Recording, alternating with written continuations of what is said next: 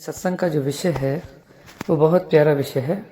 उस विषय में हम समझेंगे कि सुरत यानी कि जीव आत्मा क्या है, और उसके साथ साथ हम मन माया तीन गुण को समझेंगे कि ये क्या है और इसका कैसे निर्माण हुआ है, ये कैसी इनकी उत्पत्ति हुई है। तो सत्संग बहुत प्यारी है क्योंकि ये विषय बहुत इम्पोर्टेंट है। अगर हम इस बात को समझ जाते हैं तो हम आगे हमारे लिए रास्ते क्लियर हो जाते हैं। तो इस विषय को समझना बहुत ज़रूरी है और आप हृदय से सत्संग को सुनिएगा। अगर आपका हृदय कहे कि जो मैं बात बोल रहा हूँ वो सत्य है तो सत्संग को शेयर ज़रूर कीजिएगा, जैसे सभी सत्य को जान पाएँ और सत्य का लाभ ले सकें। तो प्रथम हम बंदगी करते हैं। बंदगी मेरे सदगुरु कबीर साहब को बंदगी, बंदगी धनी धर्मदास साहब को बंदगी, बंदगी गुरु नानक देव साहब, गुरु अंगद देव साहब, गुरु भीखा साहब, मलुकदास साहब, गरीबदास साहब, रविदास साहब, अचलू राम साहब, दादूदास साहब, बनाना साहब, रोयल साहब, मेरे सदगुरु विशनदास, सदगुरु प्रागदास, सदगुरु गिरदाईदास साहेब को बंदगी, सर्वे संतों को बंदगी, सकल हंस को बंदगी, साहेब बंदगी, सतनाम। देखिए, आज की सत्संग का जो विषय है वो हमारी सुरत, जीव आत्मा, मन माया और तीन गुण पे है। और आज के सत्संग के बाद हम अपनी सत्संग की शुरुआत करेंगे, यानी कि प्रथम सत्संग से। और उस सत्संग के बाद हम डेली बेसिस पे हर दूसरे दिन, अभी नहीं मिलता मुझे, थोड़ा समय हो जाता है कभी कभी, संसार के कार्य में सारे फंसे हुए हैं हम भी, तो दूसरे कार्य पे होते हैं, उन सब चीज़ों को देखना होता है और उसके साथ साथ सत्संग को भी करना होता है। तो प्रथम को ये कहना चाहता हूँ कि आज के बाद हर दूसरे दिन पे साहिब की दया से सत्संग करेंगे और सत्संग की शुरुआत करेंगे बेसिक से, हर चीज़ को समझेंगे। तो उससे पहले ये सत्संग करनी बहुत ज़रूरी थी। तो इसमें आज हम समझेंगे कि जीव आत्मा सुरत क्या है। देखिए, प्रथम तो हमें यह समझना है कि सुरत आई कैसे है, सुरत फंसी कैसे है संसार में। साहिब कहते सुरत फंसी संसार में, ता से पड़ गई दूर, सुरत बांध स्थिर करो तो आठों पैर हो जाओ। स्थिर करना है, यानी कोई चीज है जो भटक रही है, उसको एक जगह पे स्थिर करना है, एक स्थिर करना है। बात समझ में आ रही होगी कि वो संसार में फंसी हुई है।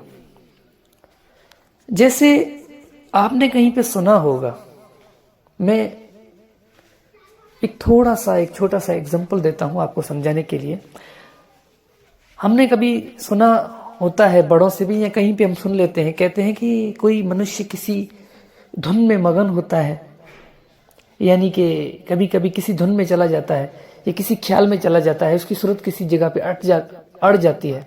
तो हम कैसे बोलते हैं कि भाई ये पता नहीं कौन सी धुन में मस्त है, पता नहीं कौन सी धुन में मगन है, पता नहीं इसकी सूरत कहाँ पे लगी हुई है, ये तो किसी की तरफ इसका ध्यान ही नहीं है, पता नहीं कौन सी धुन में लगा हुआ है।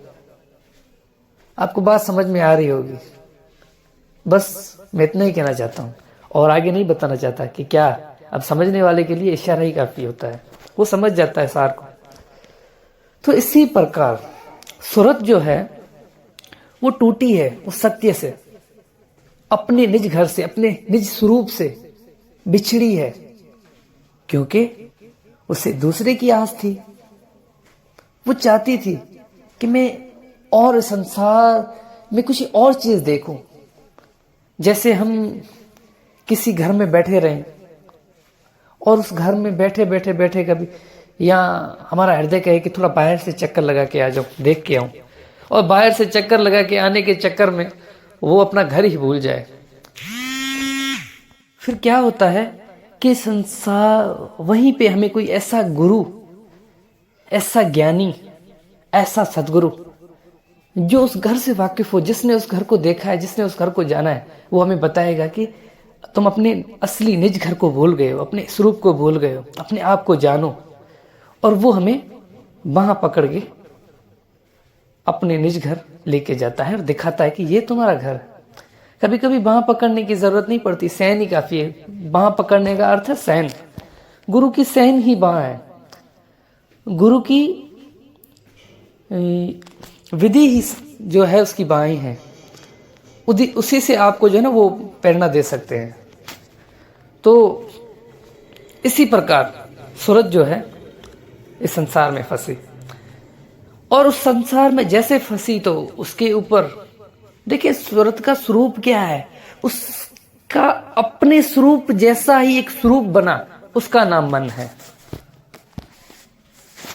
मन और जीव आत्मा सूरत में इतना अंतर नहीं है, इसीलिए तो बहुत से लोग भूल जाते हैं। वो बोलते हैं कि मेरा मन कर रहा है कि मुझे आज चावल खाने हैं, मेरा मन कर रहा है कि मुझे आज ये करना है, मेरा मन कर रहा है कि मुझे ये करना है। अब वो समझ रहा है कि मैं मन ही हूं, लेकिन मन को प्रेरणा देने वाला, मन को शक्ति देने वाला कौन है, ये उसको पता नहीं है, उस मनुष्य को, क्योंकि उन दोनों में अंतर बहुत कम है। वो लगते बिल्कुल एक जैसे ही हैं। मन और आत्मा ऐसे समझो कि हम ऐसे भूल जाते हैं, हम समझते हैं कि ये एक ही है, क्योंकि जब कोई किसी से बना हुआ होगा तो उसमें कुछ ना कुछ उसके संकेत, कुछ ना कुछ उसकी छोड़ी हुई होती है, यानी कि कुछ ना कुछ एज इट एज, कुछ ना कुछ सेम टू सेम हमें लगता है कि ये इसमें कुछ ना कुछ उस चीज की मिलावट है। जैसे अगर दूध में थोड़ा पानी मिल जाए, ठीक है, तो वो पानी हमें नजर आता है और हमें ये भी नजर आता है कि इसमें दूध भी है, इसमें पानी भी है। इसी प्रकार वो उसकी संकेत देता है कि भाई ये मन है और ये आत्मा है। इसीलिए हम इसका निवारण जो है नहीं कर पाते, हम इस बात को समझ नहीं पाते, हम इस दोनों को अलग अलग नहीं कर पाते, और हमें गुरु की जरूरत, आवश्यकता पड़ती है कि भाई गुरु ऐसा मिले जो हमें संसार से न्यारा करे, इस मन से समझाए, न्यारा करे। और उसके साथ साथ माया। फिर माया की उत्पत्ति कैसे हुई? मन के कारण।